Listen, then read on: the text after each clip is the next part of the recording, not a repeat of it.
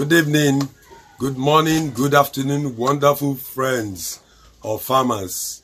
You are warmly welcome today again to Benga Nature Farms.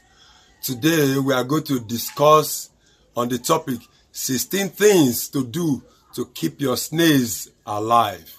We are going to learn about the 16 important points to keep in mind in order for you to keep your snails in your pen or in your farms alive. Let's dive right into the video as we follow this video through from point 1 through point 16. I want you all to please stay with me right from the beginning of this video to the end of this video so that you know these 16 points that people are not telling you about that you need to keep in your mind as you start your own snail farm. Let's start. Point number 1, make sure your snail pen is well covered with protective fine nets with very tiny holes like the ones we use here in Nigeria and some other parts of Africa to protect our windows and doors from mosquitoes. Also, make sure there are no holes, cracks or crevices in and around your snail pen to avoid predators gaining access to your snails. Point number 2. Avoid siting or building your snail pens in bushy areas which are mainly prone to soldier ant invasion.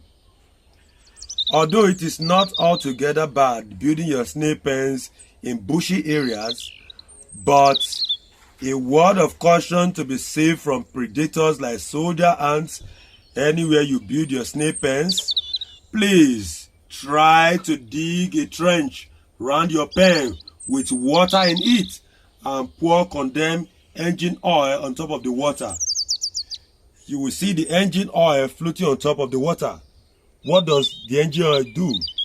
It prevents the soldier ants from penetrating your snail pens, and if you are using a wooden snail pen for beginners, please use an empty can containing condemned engine oil and place the 4 legs of each pen inside the container of engine oil to prevent ants from entering.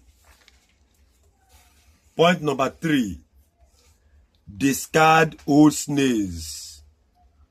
If we discard our old snails for sale, or perhaps you can personally consume them because as they become very old, their shells naturally gets weakened, and this can lead to the death of the snails. So when we have old snails, we should try as much as possible to dispose them off. Point number 4. We want to be intentional about giving our snails well-formulated calcium concentrates like bone meal, granulated eggshell, and even granulated shells of dead snails, because this will make their shells firm and strong. It will also stop them from having whitish or decolored shells, which stops them. All these ones stop them from dying when we give them these formulated calcium concentrates. Point number 5. We want to make sure that we feed them regularly. When we say feed them regularly, I mean daily. The same way you eat every day, make sure the food you are giving to them is also balanced. Like you have a timetable for feeding them. You don't just feed them with only watermelon every day just because you heard that snails love watermelon. Feeding them on watermelon Monday to Sunday. No.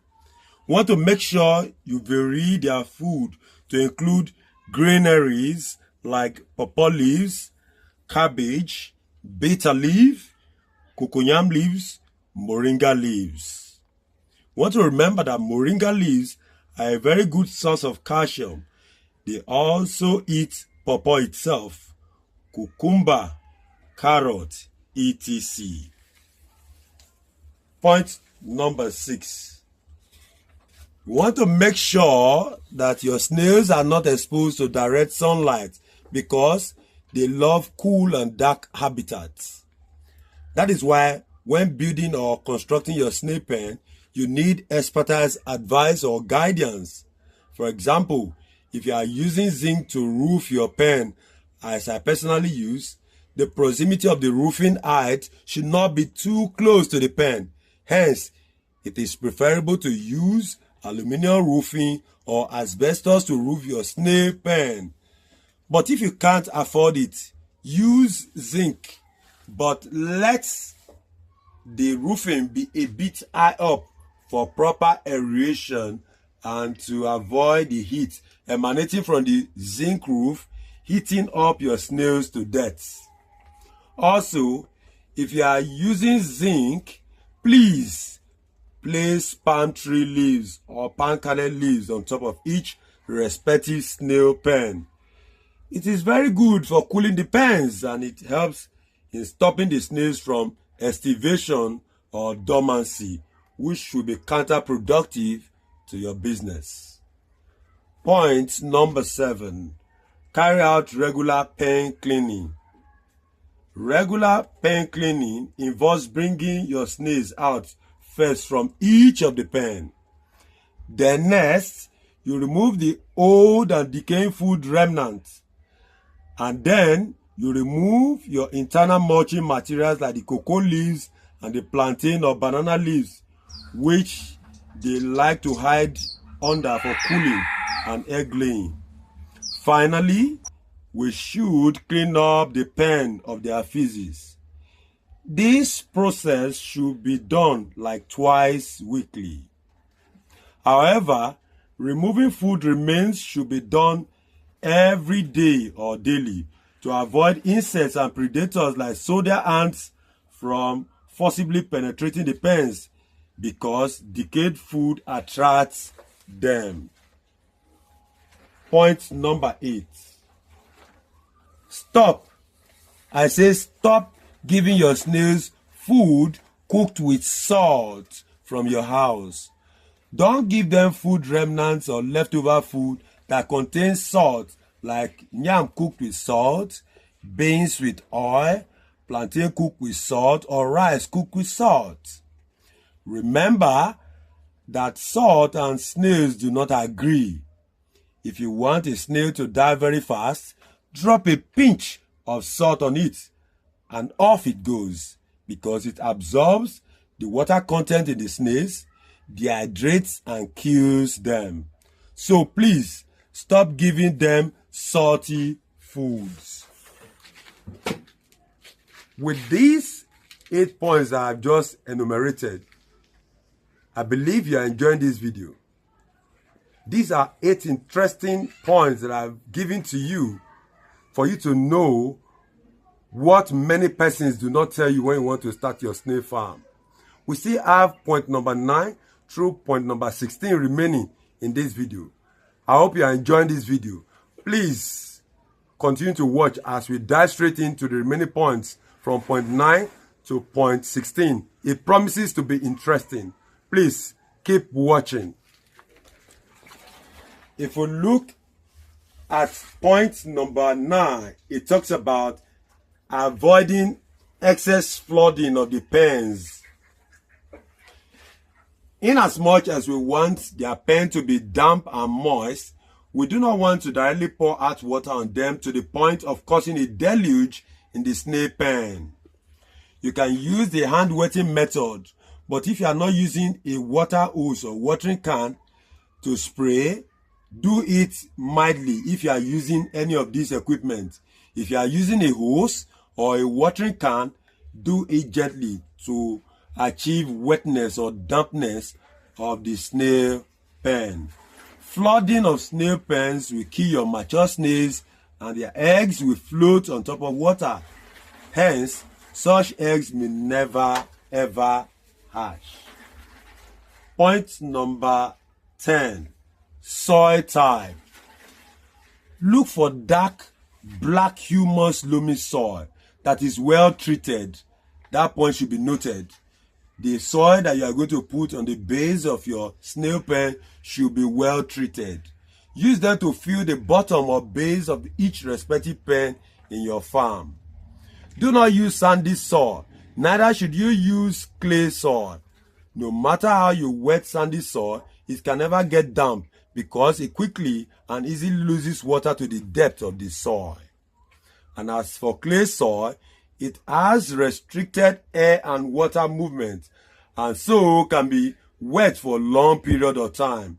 It does not allow water to percolate or drain because of its very fine and smallest particles, less than 0.002 millimeters. And this causes waterlog and is not good for snails and their eggs. Number 11. Unplastered or concrete base. Let the bottom of each pen be unplastered, not with cement or concrete. You don't want to use concrete to jam and floor the base of your snail pen because it will not enable water that you use in wetting the snail pen to percolate or drain away gradually to the depth of the soil. Because if it is not done that way, if the base is plastered or concreted, the snail pen floor will be retaining water and it will become flooded, which is not good for the snails. Point number 12. Sorting of your snails. Always, regularly sort the mature snails from the newly hatched in the snail pen, especially if you do not have a hatchery where you can isolate your snail eggs to for hatching. The mature snails can easily trample on or at times even eat or feed on newly hatched snails because their shells are very tender or very, very soft. Point number 13. Mulching material. Like plantain leaves, banana leaves, cocoa leaves, these should be kept inside the snail pen to provide a kind of covering or shade for them inside the pen. They also have a cooling effect on them. Also, we want to cover the top of the pens with palm kernel leaves or coconut tree leaves. They also act as external mulching material on top of the pens to make the pens cool and comfortable for them. Point number 14. Do not use hot or warm water to wet your snail pen, especially during this dry season or harmattan season, whereby the sun is always intensely very hot. For the majority of us, we store our water to wet our snail pen in plastic tanks, which are easily heated up by the sun here in Nigeria or in other West African countries. Such hot or warm water heats up the snails and make them very, very uncomfortable, especially again because the soil, even in the snail pen, is already hot too because of the high intensity of the sun. So, if we now want to wet our pens with hot or warm water from our tanks, it can cause mortality in our snail farm. So we should make sure that the water for wetting is cool enough before we wet the pens. Point number 15. Want to wet your pen twice. Wet your pen twice during dry season. In the early hours of the morning and cool evenings after sunset in Nigeria or West African countries.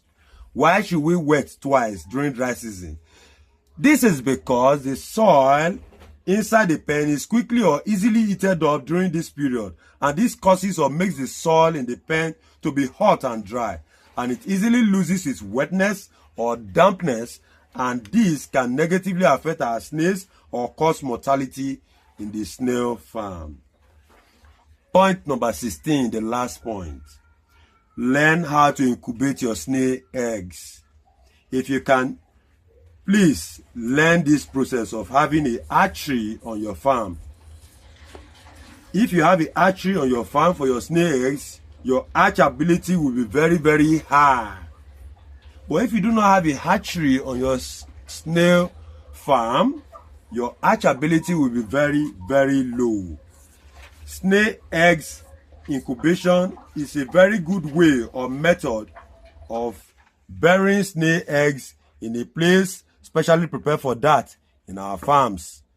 With this method, you can achieve 90 to 95% success in converting your snail eggs to actual snails. And I believe that is what all of us want to do.